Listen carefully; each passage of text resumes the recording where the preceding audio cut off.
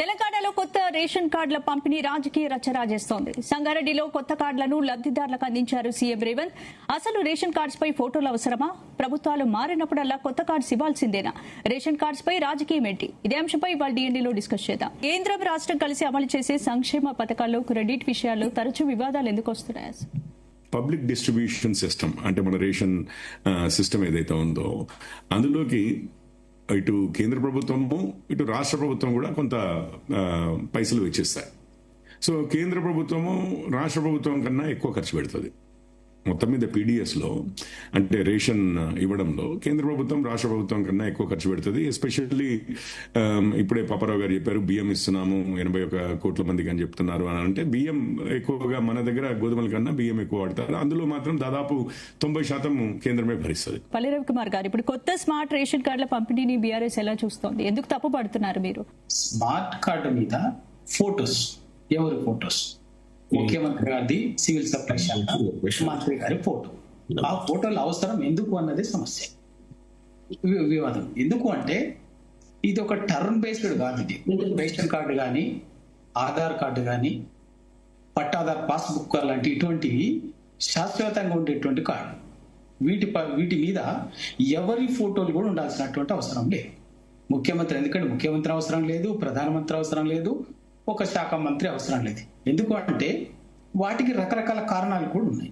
గౌరీ సతీష్ గారు ఏం చెప్తారు? కొత్త స్మార్ట్ రేషన్ కార్డుల పంపిణీపై కాంగ్రెస్ ప్రభుత్వం తీసుకున్న నిర్ణయాన్ని ఎలా వివరిస్తారు? బిలో పావర్టీలో ఉన్నటువంటి వాళ్ళు ఎవరు భిక్షగాలు గారు, ఆత్మ గౌరవంతో బతికే ప్రజలు అనేది ఒకసారి గుర్తుపెట్టుకొని మనం కంపారిజం అనేది దయచేసి ఆలోచించాలనేది అప్పీల్ చేస్తా ఉన్నా. మా ప్రధాన ఇప్పుడు రేషన్ కార్డులపై సీఎం రేవంత్ రెడ్డి, ఉత్తమ్ కుమార్ రెడ్డి ఫోటోలు ఎందుకు ముద్రించారు? బీజేపీ భాగస్వామ్యం ఉంది కాబట్టి ప్రధాని మోడీ ఫోటో పెట్టాలి అని డిమాండ్ చేశారు కిషోర్ రెడ్డి గారు. ఒకరికొకరికి ఎక్స్ప్లెయిన్ చేస్తా ఉన్నా, ప్లీజ్ చెప్పండి. వాళ్ళు చెప్పింది వినాలంటే వినడానికి ఉండను ఇక్కడ.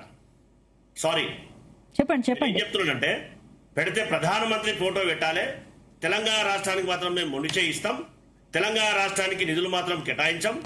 దేశంలో మేమే, ఈ భారతదేశంలో ఓటర్ల ప్రజాస్వామ్య వ్యవస్థ అనేది మేము ఉన్నంత కాలం ఉండదు. మా ప్రధానమంత్రి శాశ్వత ప్రధాని అన్నట్టుగా మాట్లాడడం అనేది ఒక్కసారి కరెక్టా కాదా వారే ఆత్మపరిచయం చేసుకోవాలి. కానీ రేపు ప్రభుత్వం మారితే మళ్ళీ ఫోటోలు మార్చాల్సి వస్తుంది కదా కొత్త రేషన్ కార్డులు. ఇలా ప్రభుత్వాలు మారినప్పుడల్లా రేషన్ కార్డులు మారుస్తూ ఉంటారా? అట్లా చెప్పుకుంటూ పోతే మనం గ్రామాలలో శిలాఫలకాలు వేస్తాం. వారి స్థానాలు ఉన్నప్పుడు మంత్రులు కానీ, ముఖ్యమంత్రులు కానీ, లేకపోతే గ్రామ సర్పంచులు కానీ, ఎమ్మెల్యేలు కానీ, మరి వాళ్ళు మారితే శిలాఫలకాలు తొలగిస్తామా? ఇది సాధ్యమవుతుందా? ఎవరైనా యాక్సెప్ట్ చేస్తారా?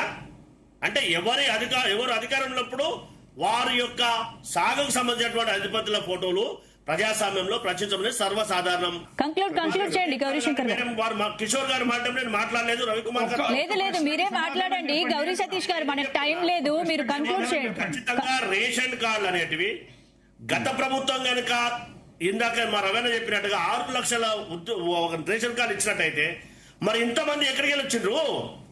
నేను 9.5 సంవత్సరాలుగా దగ్గరగా చూసినటువంటి వ్యక్తిగా చెప్తా ఉన్నా. ఒక కుటుంబంలో మ్యారేజ్ చేసుకొని ఫ్యామిలీ సపరేట్ అయితే రేషన్ కార్డుకు వారు తిరగని కార్యాలయాలు లేవనేది వాస్తవం.